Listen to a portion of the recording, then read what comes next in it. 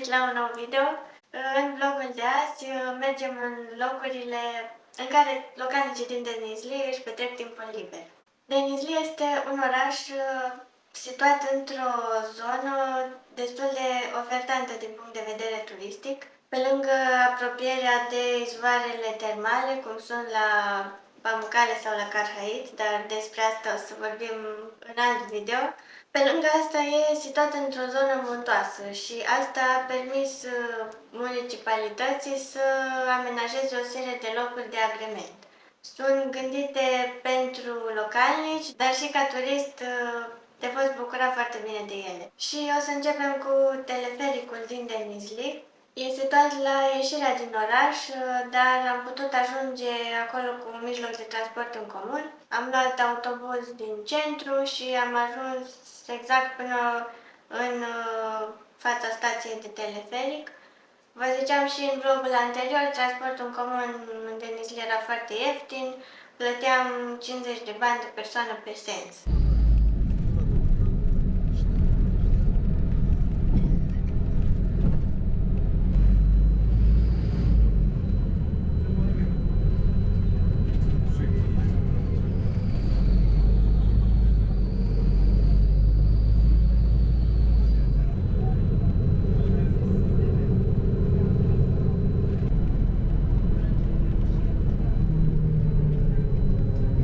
Telefericul este un modern, recent construit.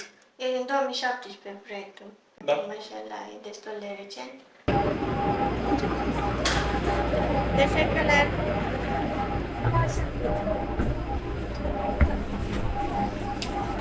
Adică suntem singuri. Ia-ți venit la toate lume, că vă găsim de lumea.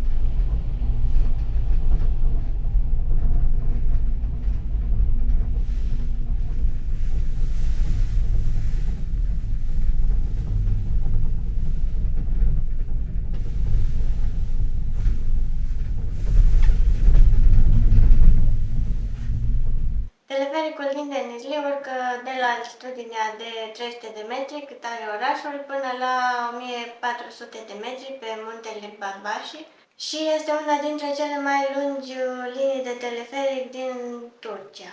Are undeva la 1,5 km. Muntele Barbași are la 1800 de metri.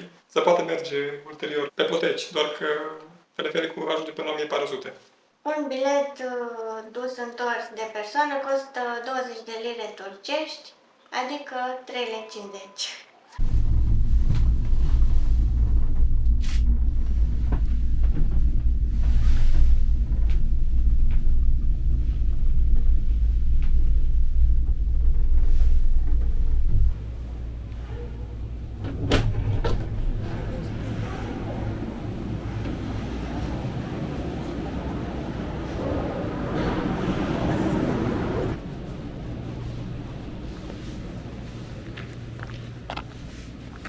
Uite ce fain se vede încolo.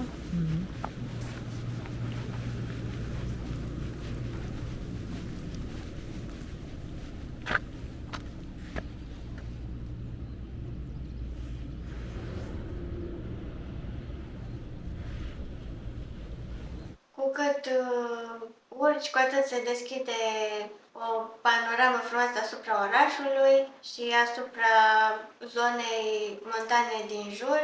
Și da, era zăpadă când am fost noi, pentru că era primăvară.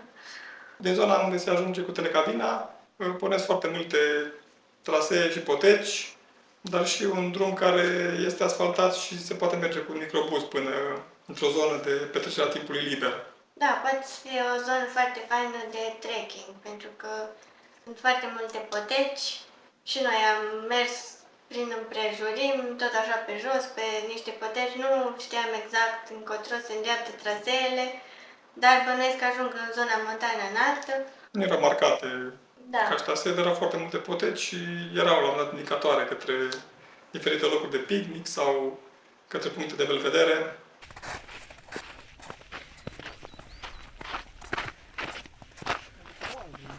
Poftim? Coboară.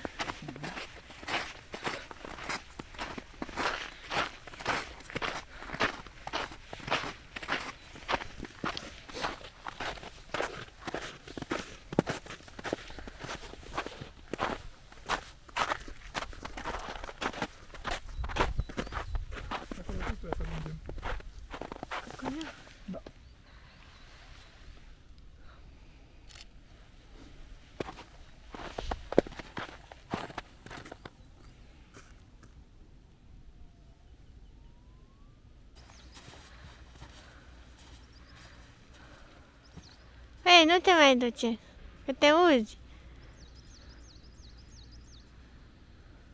Ai auzit? Lau, nu te uzi.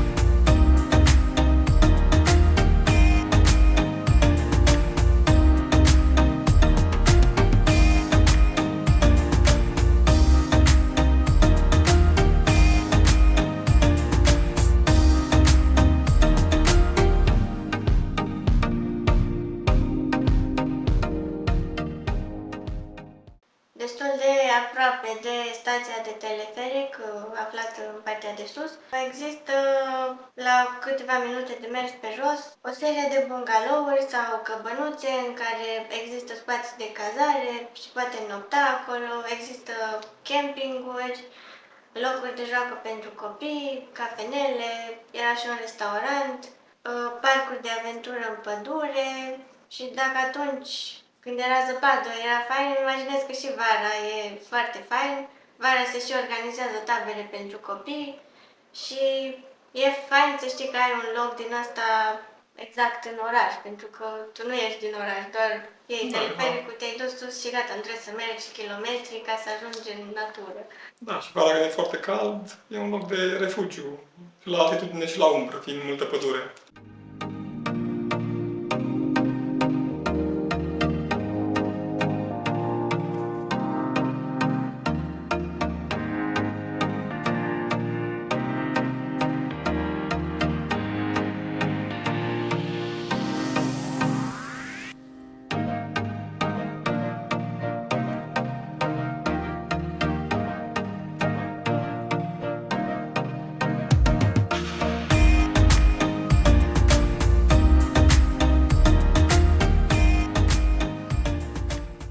Am profitat de faptul că era o zi foarte frumoasă, senină și cu vreme bună. Ne-am plimbat pe acolo vreo 3-4 ore, cred, și am admirat toată zona de sus, pentru că se vedea pe lângă oraș, se vedea și înspre Pamucale și înspre Muntele Honas, care e cel mai înalt din zonă. După care am luat înapoi telecabina spre locul de unde am plecat.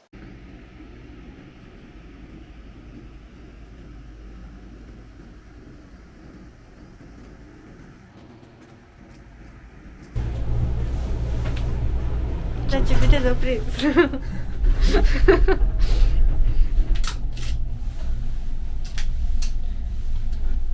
Nu te ridica. Vrei să... Nu, vreau să mă mut aici. Nu, dacă vrei.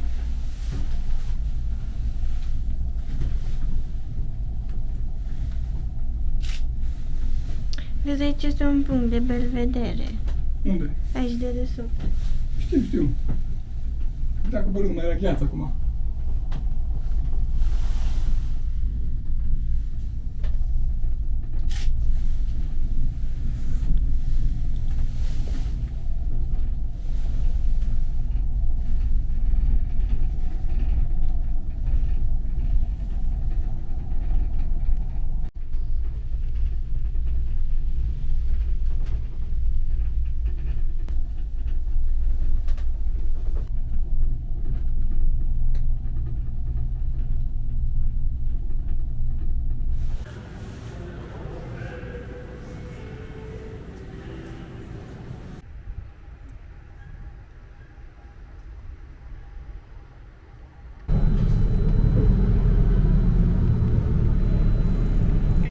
Un alt loc de agrement din Denizli este Seir Tepesi, care în limba turcă înseamnă punct de belvedere. Se află în zona campusului Universității Pamukkale la circa 5 km față de centrul orașului și aici se poate ajunge cu autobuzul, cu mijlocul de transport în comun și odată ajungi la baza versantului în vârful căreia se află parcul Seir Tepesi, ne-am urcat într-un microbuz care era gratuit, circula din 30 în 30 de minute și făcea transferul de la baza versantului până în partea de sus unde se afla parcul. De unde aveai belvedere și unde erau amenajate tot felul de restaurante, parcuri de aventură și locuri de joacă.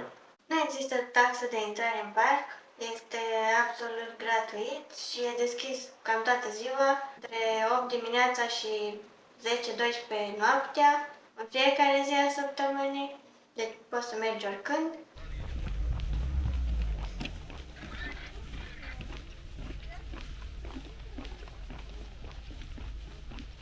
Parcul e amenajat în trepte și îți oferă o panoramă foarte faină asupra orașului, asupra munților din jur și poți să vezi chiar și terasele de travertin de la Pamukkale de aici. Zona amenajată e foarte întinsă și sunt foarte multe opțiuni de petrecere a timpului liber. Fie că mergi să ai un fel de picnic în aer liber, sunt amenajate foarte multe locuri cu mese unde este și lumină, au și priză dacă ai nevoie. Da, poți să mergi cu laptop acolo să lucrezi dacă chiar... Și seara poți să aprinzi lumina pentru că sunt becuri la fiecare masă. Sunt tiroliene, așa în trepte, erau pe 3 sectoare pentru adulți și era și o tiroliană pentru copii. Și da, sunt tot felul de opțiuni din astea de aventură, distracție, nu știu cum să le zic.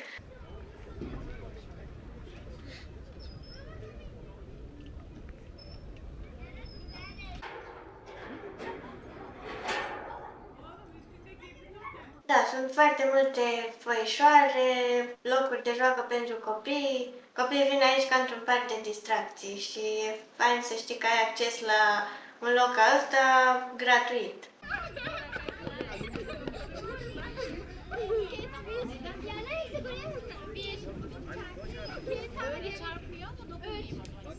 Și există și cafenele și restaurante acolo. Poți să faci drumeții pentru că sunt tot felul de poteci care pornesc și de aici. Deci da, e un loc în care să-ți petreci timpul așa la sfârșit de săptămână sau oricând.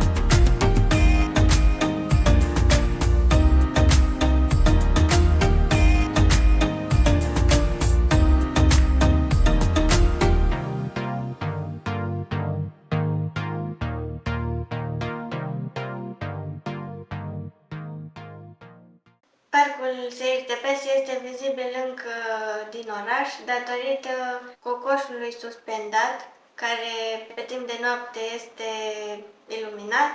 Vă ziceam în vlogul anterior faptul că simbolul orașului este cocoșul, ce era prezent și aici. Am putut chiar să vedem și cocoșul de Nizli real, erau mai mulți. Erau închiși în niște cuști și de data asta n-am putut să-l auzim cântând. Era deja spre apus, probabil că dacă era dimineață, îl auzeam cântând. Da, nu știu de ce erau închiși în cuști. ca să nu zboare de acolo. Sau nu știu. Probabil, sunt destul de mari. Adică e o rasă destul de mare de cocoș și poate că sunt și periculoși dacă, nu știu, dacă sar fiind mulți copii în zonă.